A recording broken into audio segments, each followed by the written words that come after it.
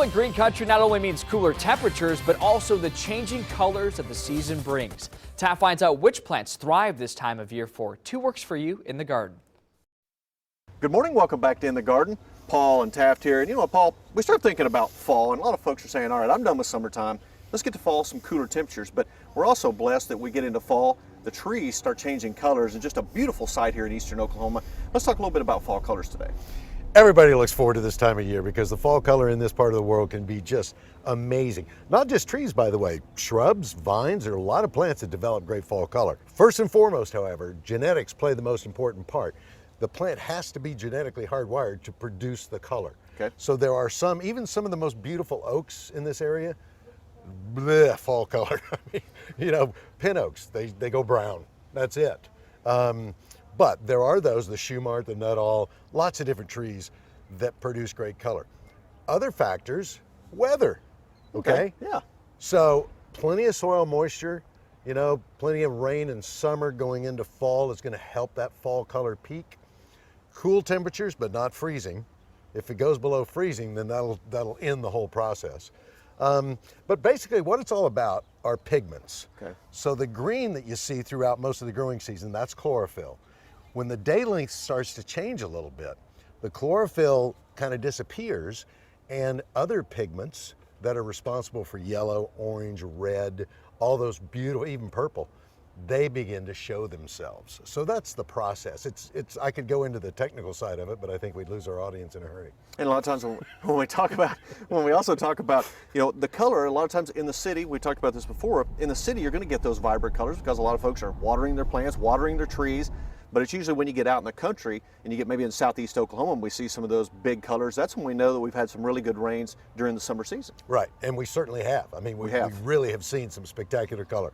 Here in Tulsa, you know, we're still we're starting to see it. Mm-hmm. One of my favorites, the ginkgo, is really going that magnificent electric yellow. And then right here behind us, we've got the coral bark maple, the Japanese maple, that's starting to color up beautifully. And the Chinese pistache, completely different color. Because it's got the different pigments in the leaf. But you can see the lower part is still nice and green, and as you go up the tree, you get that beautiful purpley red. And it's just, you know, one of the vines in particular that produces some of the best color? What's that? Poison ivy. Oh, great, yeah. Nice. Oh, and another one, Virginia creeper, one of your favorites. Oh, yeah, one of the ones I hate. You're allergic I'm to allergic both to of that. them. Yes, I am. So, as you said, I mean, if we have a dry period, particularly late summer into fall, if you homeowners will water, make sure they water really well, which you should do anyway, just to protect the plant. But that's going to help produce that better fall color. So we actually, as homeowners, we have some control over it. And I know a lot of times when we talk about what kind of plant or tree we're going to plant next to something else, we look at what it's going to look like in the spring and summer.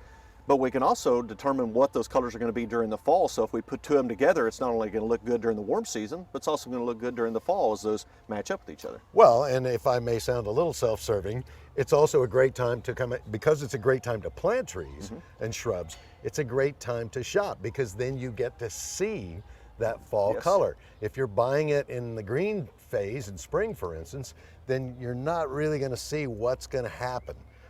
You can look at pictures and all that give you a guide, but if you come out and shop, then you're going to see it right here. All right, so we know the colors are going to last here for another couple of weeks before that first freeze. What happens once we get that first freeze? What happens to these trees? Then it all pretty much stops and they're going to lose their leaves anyway. I mean, I'm surprised with the winds we had this week that there's still leaves on the trees, quite frankly.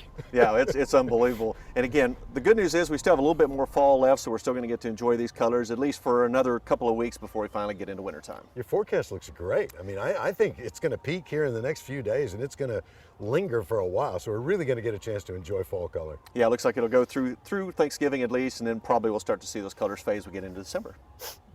It's okay, Paul. It's okay. Be strong. Be strong. I'm with you. Okay. I love fall. It's okay. I'm Paul. Love fall.